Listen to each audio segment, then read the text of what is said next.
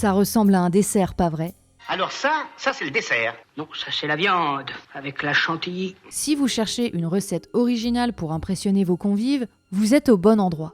Aujourd'hui, on vous propose un magret de canard à la sauce aux fraises, un plat audacieux qui puise ses racines dans l'histoire normande. Prenez un beau magret de canard chez votre volailler, quadrillez la peau et cuisinez votre magret 5 minutes de chaque côté. Pas besoin d'huile, le magret se suffit à lui-même.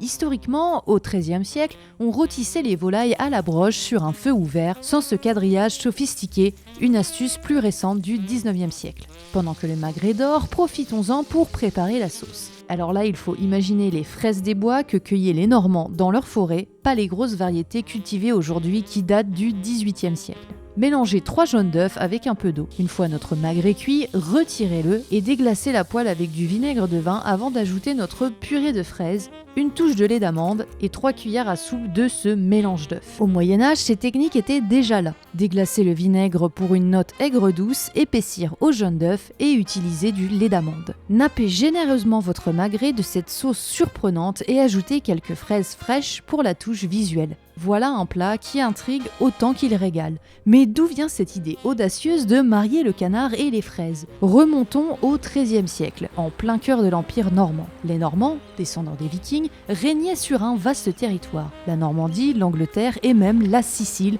où ils fondèrent un royaume prospère. À l'époque, associer viande et fruits dans une sauce n'avait rien de surprenant.